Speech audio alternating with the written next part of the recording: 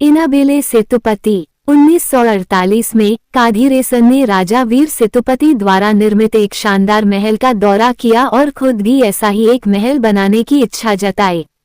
1966 में अपने पति और बेटी के लिए खाना बनाते समय कादिरेसन की भतीजी को भूत प्रेत का साया लग जाता है।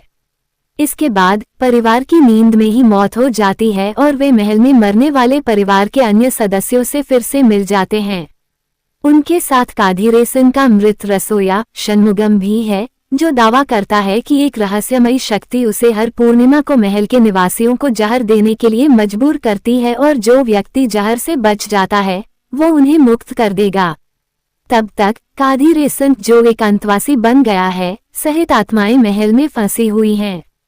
2021 में रुद्र का परिवार एक चोर है जो 2 अन्य चोरों के साथ झगड़ा करता है। विवाद उन्हें पुलिस इंस्पेक्टर कादिर के सामने ले जाता है, जो कादिरेसन का परपोता है। कादिर और उसके दादा विक्रम महल को बेचना चाहते हैं, लेकिन इसके भूतिया होने की अफवाहों के कारण वे ऐसा नहीं कर पाते। कादिर कथित तौर पर रुद्र के परिवार को महल की सफाई के लिए काम पर रखता है। वह चाहता है कि वे पूर्णिमा तक वहां रहें ताकि यह साबित हो सके कि महल सुरक्षित है। रुद्र का परिवार संपत्ति को साफ करने के लिए सहमत हो जाता है और महल को लूटने की योजना बनाता है।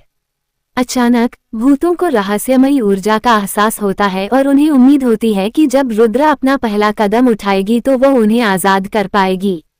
वो महल को मंत्रमुग्ध कर देती है और अपने परिवार के साथ मिलकर एक भूतहा जगह बनाने की योजना बनाती है ताकि वे महल को सस्ते में हासिल कर सकें। रुद्रा को देखकर डरे हुए कादिरेसन का भूत चुपके से उसका पीछा करता है। पूर्णिमा के दिन रुद्रा का परिवार मंदिर जाता है और रुद्रा को पीछे छोड़ देता है। षणमुगम रुद्रा की मां को अपने वश में कर लेता है ताकि वो उसके लिए खाना बना सके। रुद्रा खाना खाता है और सो जाता है। हालांकि वह बच जाती है, लेकिन जब वह जागती है तो भूतों को देख सकती है। उनकी कहानी सुनने के बाद रुद्रा अपनी योजना में उनकी मदद करने के बदले में उन्हें आजाद करने का वादा करता है।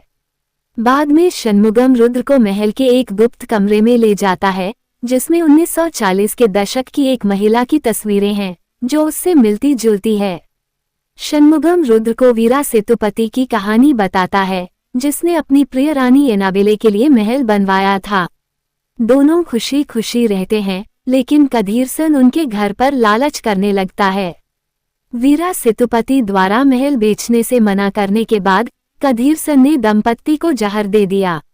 बदला लेने की कसम खाने के बाद गर्भवती इनाबेले मर जाती है, जिसे दंपत्ति के रसोइये षणमुगम ने गुप्त रूप से देख लिया। कादिरेसन और उसके विस्तारित परिवार के महल में चले जाने के बाद षणमुगम ने उनके भोजन में जहर मिला दिया। कादिरेसन को षणमुगम पर शक होता है और वह उसे पहले खाने के लिए मजबूर करता है, जिसे षणमुगम बिना किसी हिचकिचाहट के खा लेता है। अगले दिन तक षणमुगम, कादिरेसन और उसका परिवार सभी मर चुके थे, सिवाय कादिरेसन के पोते विक्रम के, जो भोजन करने से चूक गया था। तब से षणमुगम महल में आने वाले कादिरेसन के रिश्तेदारों को मार रहा है। परिवार में केवल विक्रम और कादिर ही जीवित बचे हैं।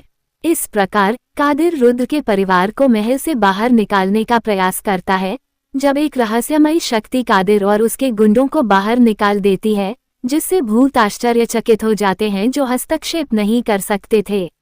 षणमुगम रुद्र को ये समझाने में विफल रहता है कि वो इनाबेले का पुनर्जन्म है।